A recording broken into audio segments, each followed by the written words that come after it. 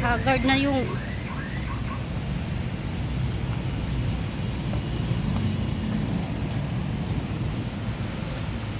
napagod si Inday.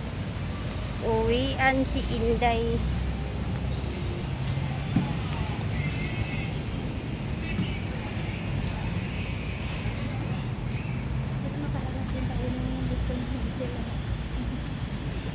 Oo nga, buti na lang.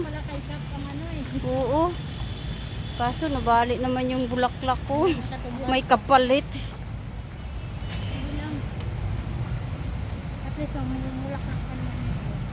Ganda ng mga ano.